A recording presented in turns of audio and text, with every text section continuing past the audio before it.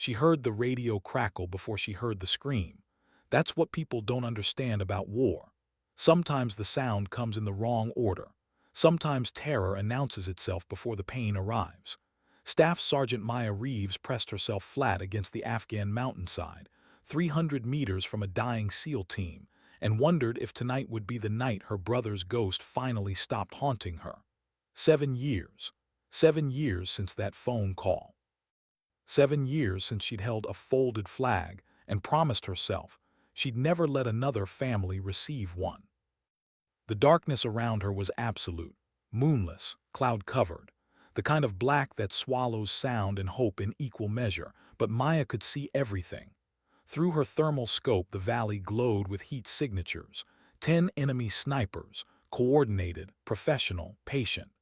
They were picking apart the SEAL team one shot at a time, methodical as surgeons, and they had no idea she was watching.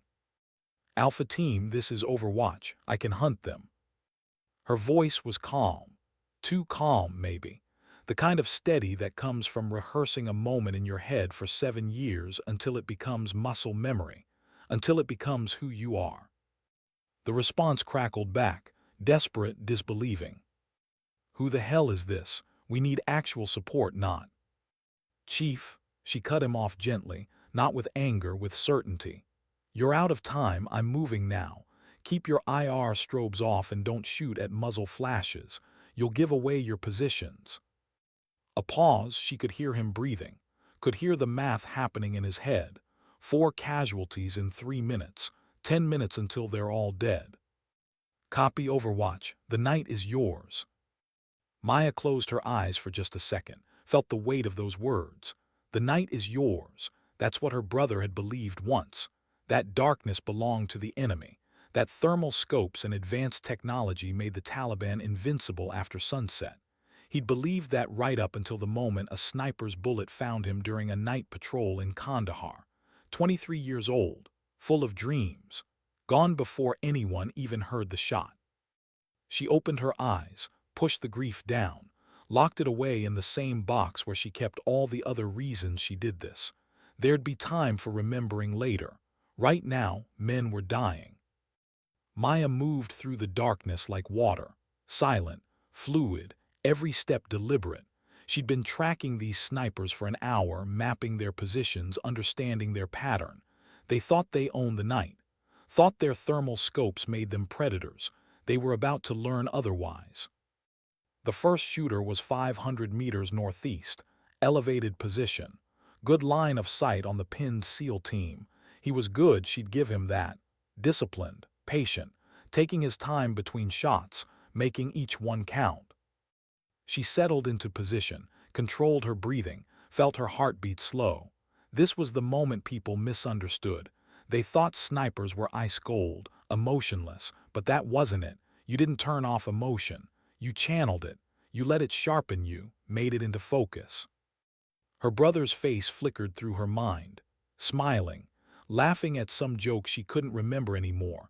Then his funeral, the flag, her mother's breakdown, her father's silence that lasted 6 months. Maya squeezed the trigger.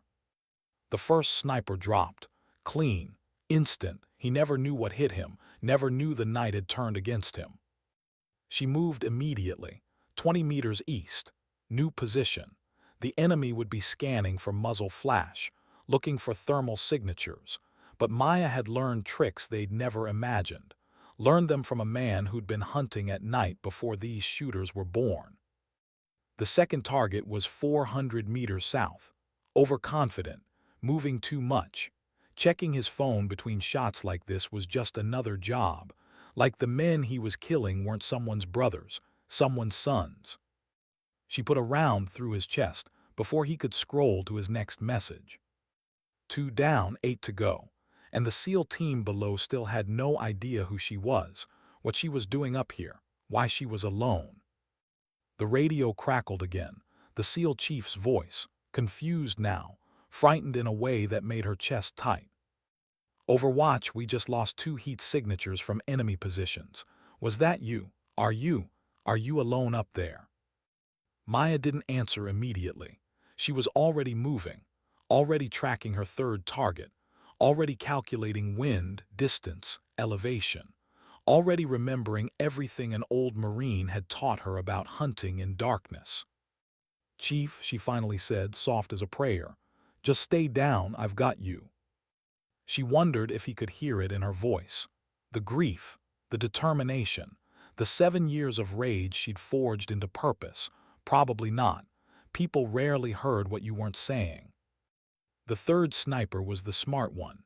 He'd gone still after his comrades dropped, turned off his thermal scope, trying to hide his heat signature, probably pressed against cold rocks, slowing his breathing, making himself small. But Maya had learned from the best, had learned that technology could fail you, but understanding never did. She didn't need thermal to find him. She had something better. She had patience. She had time. She had 7 years of practice at waiting for the moment when her target forgot to be afraid. It took 6 minutes. 6 long minutes while the SEAL team bled below and her heart hammered against her ribs, and she fought every instinct that screamed at her to move, to rush, to act. Then he shifted, just slightly, checking if the threat had passed, wondering if he was safe. He wasn't. Maya's bullet found him in the darkness, found him like inevitability, like justice delayed but not denied, like every promise she'd made at her brother's grave coming true one trigger pull at a time. 3 down, 7 to go. Her radio crackled, different voice this time, younger, wounded judging by the strain. "Overwatch whoever you are. Thank you, Morrison here, took a round in the leg, thought I was done, thought we all were." Something cracked in Maya's chest. Not broke, just shifted. She'd been doing this for 7 years, had 237 confirmed kills, had saved more lives than she could count. But hearing the gratitude in a dying man's voice never got easier, never became routine. "Hold on, Morrison," she whispered, not into the radio, just into the darkness, just to herself. "I'm not done yet." She moved again, faster now. The enemy would be rattled, would be questioning, would be making mistakes. That's when hunters became prey. That's when technology lost to understanding.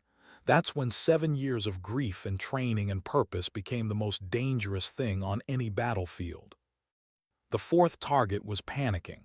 She could tell by his movements. Jerky, uncertain. He'd abandoned his position, was trying to relocate, was making himself visible in all the ways a professional never should. She didn't make him suffer, didn't make it cruel.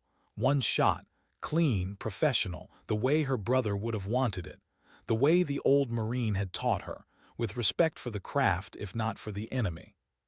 4 down, 6 remaining. And somewhere in the valley below, 7 SEALs were starting to believe they might survive the night. But Maya knew something they didn't, something she could see from her vantage point. The remaining 6 shooters weren't retreating. They were consolidating, forming a tighter perimeter, getting ready to make a final push to eliminate the SEAL team before whoever was hunting them could finish the job. She had maybe 3 minutes, 3 minutes before they reorganized, 3 minutes before they turned this from a hunt into a slaughter. Maya settled into her rhythm, the rhythm the old Marine had taught her, the rhythm her brother never got to learn. Breathe in, identify target, breathe out, calculate, breathe in, squeeze, breathe out, move. The 5th shooter dropped, the 6th. By the 7th they knew death was coming, could feel it circling them in the darkness, could sense the tables had turned. But knowing didn't help, fear didn't save them, technology couldn't protect them. Because Maya Reeves had learned something in 7 years that no thermal scope could teach. She'd learned that the night didn't belong to whoever had the best equipment. It belonged to whoever understood what they were fighting for.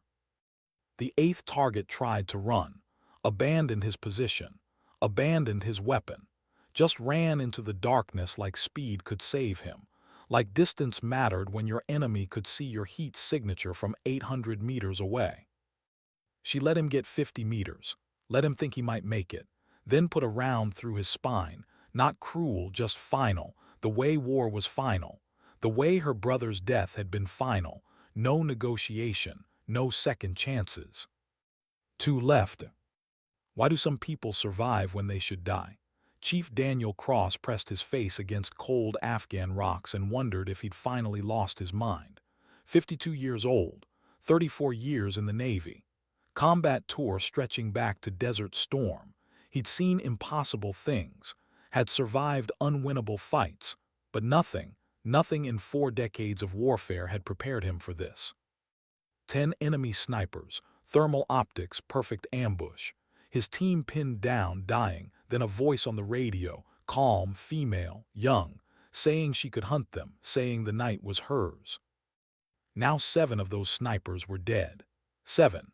In less than 20 minutes, and Cross still didn't know who Overwatch was, still didn't understand how one person was doing what an entire platoon couldn't. Overwatch, he spoke into his radio, voice shaking despite 30 years of discipline. Overwatch, who are you? Silent, then soft as falling snow. Someone who lost a brother. Someone who promised it wouldn't happen to anyone else. Cross closed his eyes, felt something break in his chest. Not fear, understanding. He'd been fighting wars for longer than this woman had been alive, but in that moment he knew she understood something he'd forgotten. Knew what it meant to fight for ghosts, for promises made at funerals, for all the reasons that mattered more than medals or glory or anything else the military told you to care about. Another shot echoed through the valley. The 9th sniper dropped. 1 left. The last shooter was smart, smarter than the others. He'd gone completely dark. No movement, no thermal signature, pressed against rocks that had absorbed the day's heat, making himself invisible even to her scope. He was waiting her out, betting she'd make a mistake, betting she'd reveal herself.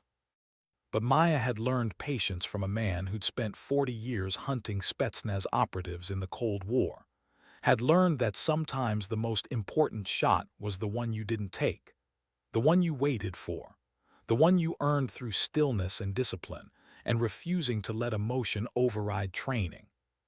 So she waited, 30 minutes, 40, an hour. The SEAL team below secured their wounded, called for medevac, whispered questions about who was saving them, but Maya stayed silent, stayed still, stayed focused on the one remaining threat. Because that's what the old Marine had taught her. That patience wasn't weakness.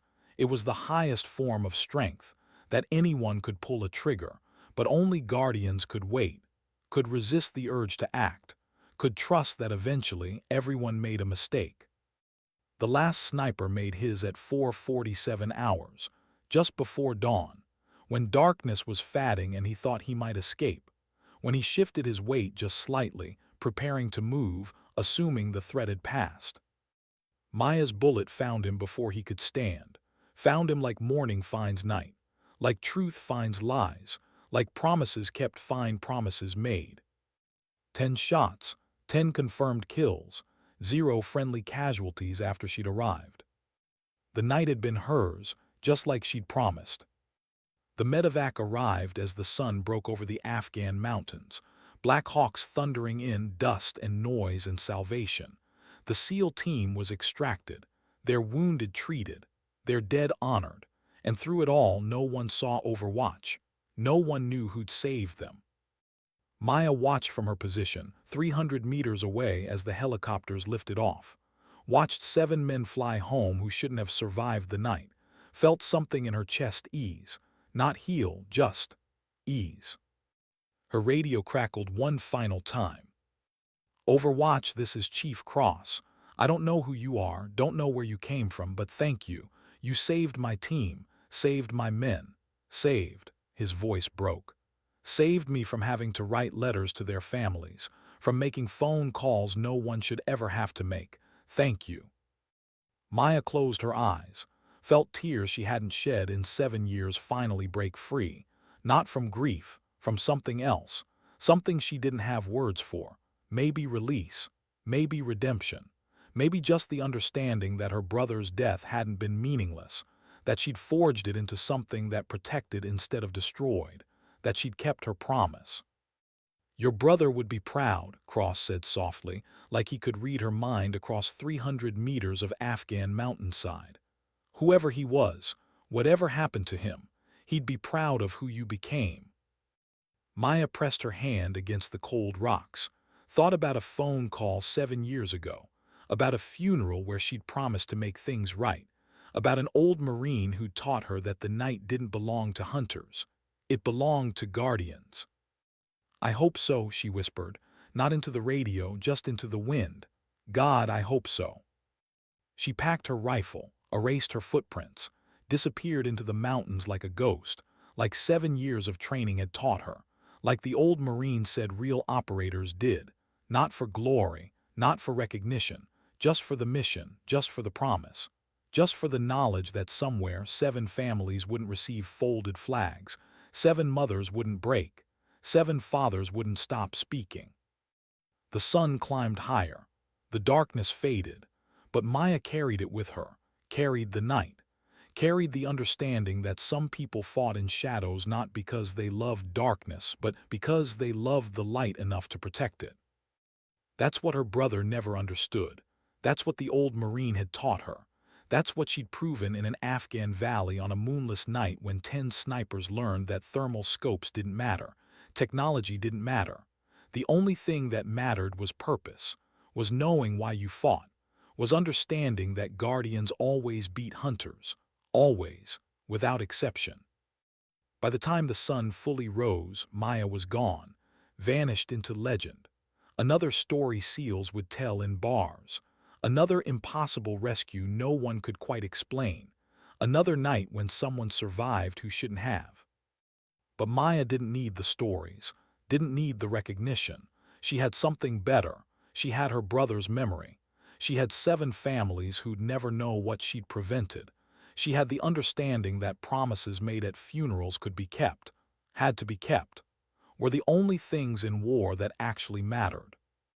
The night had been hers, just like she'd promised, just like it would be again the next time someone needed her, the next time a SEAL team called for help, the next time the darkness threatened to swallow good men whole. Because that's what guardians did. They watched, they waited, they protected, not for medals, not for recognition, but because someone had to, because the night needed people who understood it, because her brother's death had to mean something. And it did, God help her, it did. 7 years earlier, Maya Reeves sat in a rental car outside a farmhouse in Montana and tried to find courage she wasn't sure she possessed. Her brother had been dead for 3 months. The funeral was over. The flag presented.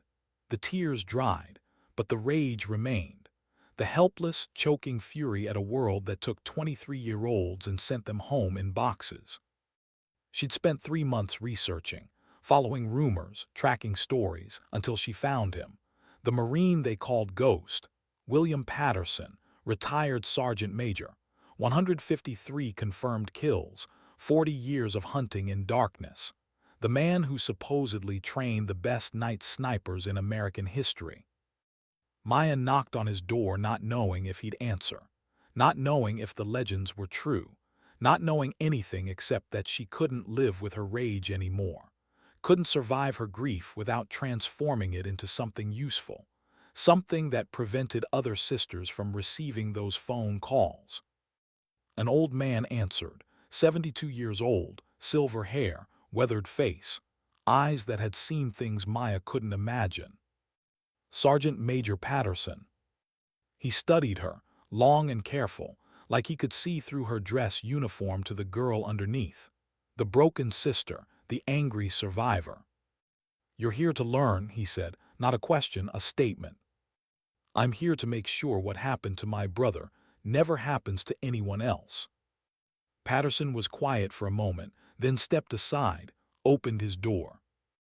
"Then you better come in. We've got a lot of work to do." That's how it started, not with glory, not with dramatic declarations, just an old Marine and a grieving sister and the understanding that sometimes the most important wars aren't fought for victory. They're fought for the people who can't fight anymore, for the promises made at funerals, for the belief that one person could matter, could make a difference, could take rage and grief and transform them into protection. Patterson taught her everything, how to read wind at night, how to compensate for temperature, how to breathe, how to wait, how to understand that sniping wasn't about killing. It was about math, about physics, about discipline, about patience, about understanding that every shot prevented 10 fights, every elimination saved 20 lives, every guardian created 100 possibilities for people to come home. He taught her for 7 years, never asked for payment, never wanted recognition, just passed forward what he'd learned in 40 years of hunting Spetsnaz operatives through Cold War Europe, just made sure his knowledge didn't die with him, just gave Maya the tools to forge her grief into purpose. 3 months before that night in Afghanistan, Patterson made his final shot, not in combat, not in training, in his own study, rifle in hand, one last impossible elimination of a Soviet operative who'd been hunting him for 40 years. One last demonstration that age didn't matter, technology didn't matter, understanding always won. He died 15 seconds after making that shot. Heart attack. Quick. Painless, the doctors said, but Maya knew better, knew he'd held on just long enough to finish what he started, to prove one last time that guardians always protected, even when it cost them everything. At his funeral, Maya held another folded flag, made another promise, that Patterson's legacy wouldn't die, that his methods would continue, that everything he'd taught her about being a guardian instead of a hunter would spread to every operator who needed it. That night in Afghanistan was the first time she fulfilled that promise. 10 confirmed kills, 7 SEALs saved, Patterson's methods proven in the exact scenario he trained her for, not for glory, not for medals, just for the mission, just for the knowledge that somewhere 7 families wouldn't suffer what she'd suffered, what Patterson had prevented 100 times over 40 years.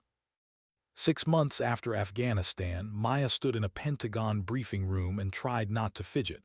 Dress uniform, medals she didn't want, generals asking questions she couldn't answer the way they wanted.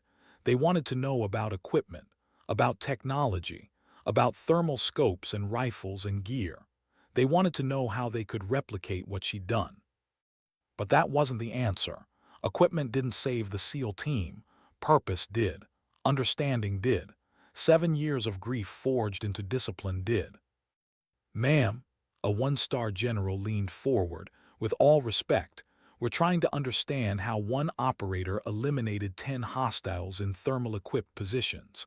What technology were you using? What equipment can we provide our teams? Maya looked at him, saw his medals, his rank, his 40 years of service, saw a good man asking the wrong question because the military trained people to think equipment solved problems. Technology won wars. Better gear beat better training. Sir, she said carefully, Patterson used iron sights for most of his career. Beat Soviet thermal optics with starlight and understanding. It's not about equipment, it's about. But you were using thermal, correct? Advanced night vision. Maya closed her eyes, took a breath, tried to explain what Patterson had spent 7 years teaching her, that the night didn't belong to whoever had the best scope. It belonged to whoever understood why they were fighting, who they were protecting, what made them a guardian instead of a hunter. But she could see in their eyes they didn't understand, wouldn't understand, couldn't understand maybe, because they'd been winning wars with technology for so long they'd forgotten that some things couldn't be bought, couldn't be manufactured, could only be earned through grief and purpose and the willingness to transform pain into protection. Permission to speak freely, sir. The general nodded. You can give every sniper in the military thermal scopes, night vision, advanced equipment, best gear money can buy, but it won't matter, because the night doesn't belong to equipment, it belongs to guardians, to people who understand what they're protecting. Patterson taught me that. My brother's death taught me that. And until we start training people in purpose instead of just technology, we're going to keep losing men we shouldn't lose. Silence, long and uncomfortable. Then a colonel in the back raised his hand. Older man, silver hair, looked like he'd seen combat. Real combat, not Pentagon briefings. Chief Warrant Officer Reeves, what would you need to train others? What would you require to pass forward Patterson's methods? Maya met his eyes, saw something there. Understanding, maybe. Recognition that she was right even if it made everyone uncomfortable. A facility, students willing to learn, time to teach them properly, and permission to train them Patterson's way, not the military's way, his way. Guardian tactics, purpose-driven operations, understanding over equipment. The colonel nodded, looked at the generals. Gentlemen, I think we should listen. Patterson trained 47 operators in his career. Their success rate was 94%. 0 friendly casualties on their watch. If Chief Reeves can replicate that, can spread that knowledge, we'd be fools not to support it. That's how the Patterson Institute began. Not with fanfare, not with enormous budgets, just with the understanding that maybe, the old Marine had been right. Maybe guardians beat hunters. Maybe purpose beat technology. Maybe the most important thing you could teach a sniper wasn't how to kill, it was why to protect. Do you know what the hardest part of teaching is? It's not the skills, not the technique, not even the patience required to watch someone make the same mistake 50 times before they finally understand. The hardest part is watching young faces arrive angry and grieving and determined and knowing you can't take away their pain, can only channel it, transform it, give it purpose. Maya stood before her first class at the Patterson Institute and saw herself 7 years ago. Saw 30 students, all of them carrying ghosts, brothers, sisters, friends, comrades lost to enemy fire, to night snipers, to the belief that darkness gave the enemy advantage. She walked to Patterson's original scope, the one he'd carried for 15 years hunting Spetsnaz, the one he'd given her, the one she'd placed in the Institute's main hall as a reminder of what they were building. "Welcome," she began, her voice steady despite the emotion threatening to break free. "I'm Chief Warrant Officer Maya Reeves. For the next 12 weeks, I'm going to teach you everything Sergeant Major Patterson taught me." She paused. Let the weight settle. Let them see Patterson's scope. Let them understand this wasn't just another training program. This was legacy, purpose, the transformation of 40 years of knowledge into something that would save lives for generations. But more importantly, I'm going to teach you why. Why we do this. Why we operate in darkness. Why we put ourselves in danger when we could just call in air support or artillery or drones. A young woman raised her hand, 24 years old. Same age Maya had been, same look in her eyes, determined, broken, ready to become something that mattered. "Ma'am, my brother was killed in Syria. Night sniper attack. They said there was nothing he could do, that the enemy owned the night. Is that true?" Maya met her eyes, saw the grief, the rage, the desperate need to believe her brother's death wasn't inevitable, wasn't just bad luck or wrong place or any of the meaningless phrases people offered at funerals. "No," Maya said firmly, "the enemy doesn't own the night. Nobody owns the night. It's neutral territory, and we're going to teach you how to make it yours." She walked among them. Let them see her, not the medals, not the rank, just the woman who'd lost a brother, who'd learned from a legend, who'd kept her promise 7 years after a funeral that shattered her world. "You're not here to become hunters," she continued. "You're not here to rack up kill counts or compete for who's the best shot. You're here to become guardians. There's a difference." She turned to face them all. 30 faces, 30 stories, 30 reasons for being here that had nothing to do with glory or medals or anything the military usually celebrated. Hunters kill for ego, for pride, for proving they're the best. Guardians protect, serve, sacrifice. The night belongs to guardians now, and I'm going to make you into them. Over 12 weeks, she taught them everything. Wind reading at night, thermal signature management, ballistics in cold weather, how to wait, how to breathe, how to make shots most people thought impossible. But more than that, she taught them purpose. Taught them that every shot prevented 10 fights, every elimination saved 20 lives, Every guardian created 100 possibilities for brothers and sisters and friends to come home. She taught them with patience Patterson had shown her, with understanding that skills meant nothing without purpose, with the knowledge that the best snipers weren't the best shots.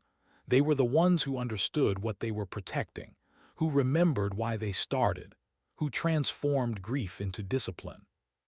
Lieutenant Ryan Hayes helped her, the young SEAL from Afghanistan who'd realized guardians changed everything. He taught the tactical side, the military integration, how to operate with teams, how to communicate, how to be a guardian in a system designed for hunters. Together, they trained students who graduated and deployed to every theater, every conflict, every dark corner where American forces operated, and everywhere they went, friendly casualties dropped, enemy effectiveness decreased, not because Patterson Institute graduates killed more, but because they protected better. Because they understood that the mission wasn't body count. It was bringing people home, was making sure other sisters didn't get those phone calls, other families didn't receive folded flags, other promises didn't have to be made at funerals. Maya's own total reached 237 confirmed kills over 4 years, 82% in night operations, 0 friendly casualties while she provided overwatch. But she didn't measure success in bodies, measured it in students trained, lives saved, legacy continued. On the 1-year anniversary of Patterson's death, Maya visited his grave at Arlington, brought flowers, sat on cold ground beside his headstone and talked to him like he could hear, like he was still there, guiding her through decisions and doubts and the weight of responsibility he'd passed forward. "Hey, Ghost," she said softly. 47 students graduated this cycle, best class yet. Hayes says you'd be proud. Wind moved through Arlington's trees, cold November air, same temperature as Afghanistan, same temperature as that night when everything changed. "I miss you," Maya continued. "Miss your voice, miss your guidance, miss knowing you're just a phone call away when I need advice." She touched the headstone, weathered stone, simple inscription, nothing about medals or kills or 40 years hunting Spetsnaz, just his name, his rank, his years, the way he would have wanted it. "But I understand now, what you were trying to teach me all along. It's not about the skills, not about the shots, it's about purpose, about being something worth more than our kill counts, about protecting instead of hunting." She stood, adjusted her uniform, saluted. 5 more students start next week, including Jackson's sister, the one whose brother died in Syria. She reminds me of myself 7 years ago, angry, determined, ready to become something that matters. The wind carried her words away into the cemetery, into the rows of white stones, into the history of men and women who'd fought and died for reasons that mattered more than themselves. "I'll train her right, Ghost, train her like you trained me, make her into a guardian. That's the legacy, that's what lives on." As darkness fell over Arlington, Maya drove back to the Patterson Institute, back to students training in night vision, back to ballistics lessons, back to purpose being forged one operator at a time. The facility lights came on as dusk arrived. Illuminated against the evening sky, the Institute's motto stood clear: "The night belongs to the guardians." Patterson had spent 40 years learning that lesson, spent his final months teaching it, made his final shot to prove it.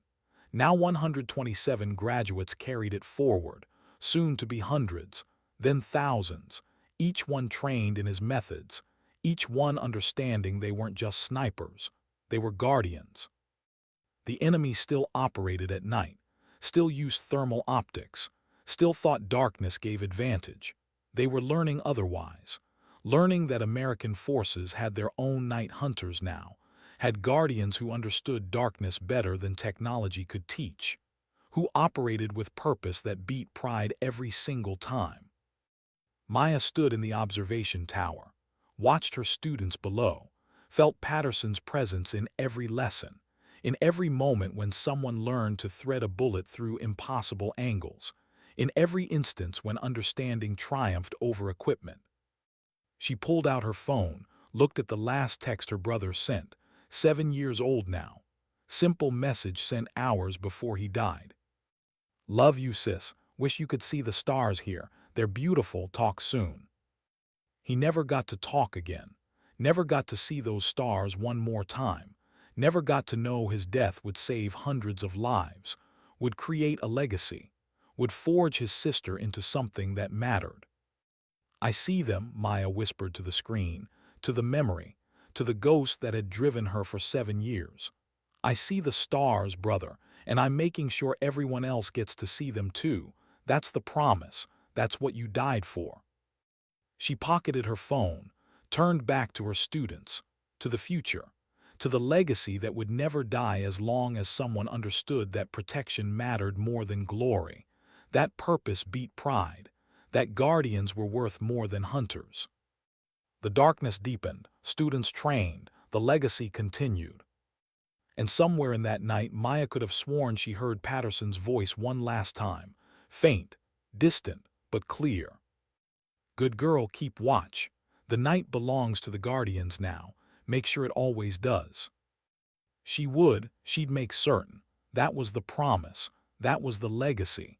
That was what Patterson had died to protect. What her brother's death had created. What 7 years of grief had forged into purpose. The night belonged to the guardians, and Maya Reeves would make certain it stayed that way. One student at a time. One operation at a time. One impossible shot at a time. Just like Ghost had taught her. Just like her brother would have wanted. Just like the promise she'd made 7 years ago at a funeral that broke her heart and rebuilt it into something stronger. Sometimes dignity doesn't speak, it simply acts.